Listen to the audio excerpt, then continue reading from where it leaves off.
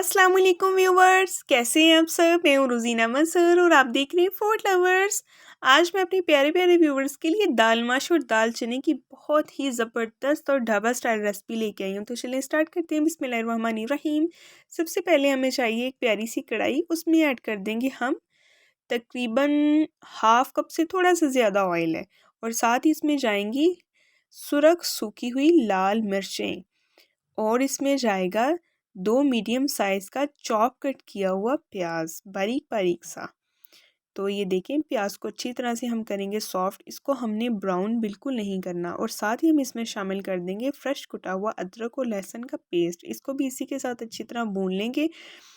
तो वीडियो को डिटेल के साथ देखिएगा, बिल्कुल भी स्किप ना कीजिएगा, क्योंकि बहुत ही अहम और डिटेल्ड मैं आपको बताने वाली हूँ आज इस वीडियो में। ठीक है, दाल के हवाले से बहुत अहम टिप्स देने वाली हूँ।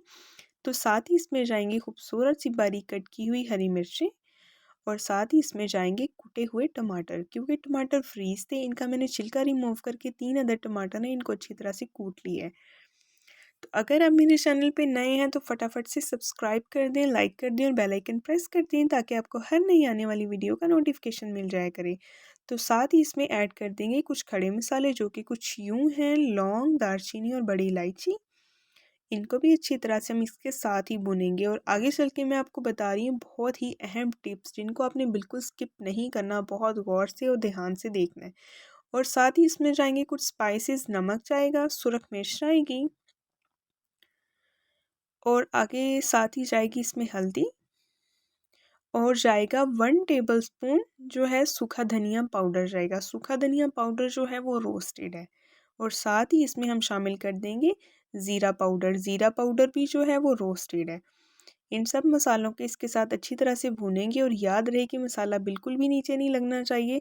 अगर मसाला ज़्यादा खुश्क है तो आप थोड़ा थोड़ा सा पानी ऐड करते जाएं और भूनते जाएं। जैसे रोगन तैयार होता है ना, बिल्कुल ये रोगन ही हम तैयार कर रहे हैं। ठीक है, तो ये देखें, इस टाइम पे मसाले का जो ऑयल है वो कितनी अच्छी तरह से सेपरेट होना स्टार्ट हो गया, और ये रोगन की शक्ल आनी स्टार्ट हो गई है।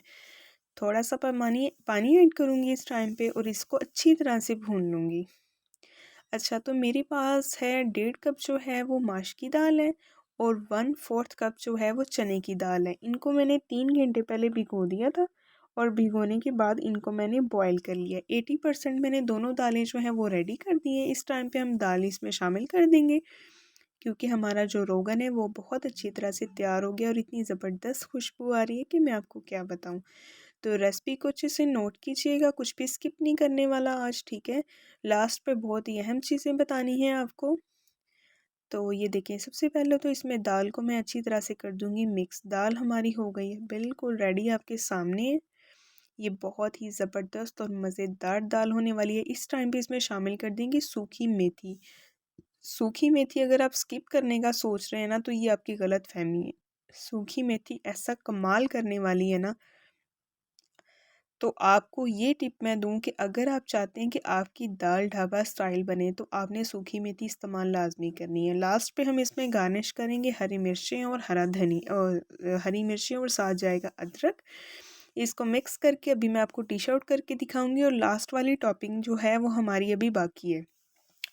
तो अगर आप मेरे चैनल पे नए हैं तो फटाफट से मेरे चैनल को सब्सक्राइब कर दें, लाइक कर दें और बेल आइकन प्रेस कर दें।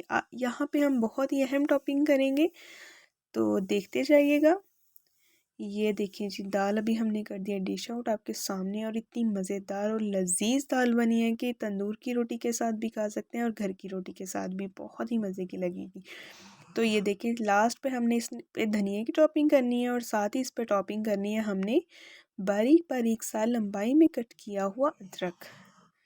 इन दोनों की टॉपिंग आप करेंगे, और फिर इसको आप करेंगे सर्व, और बहुत मज़ा आने वाला है। नेक्स्ट मिलते हैं एक नई वीडियो के साथ, तब तक के लिए अल्लाह हाफिज़।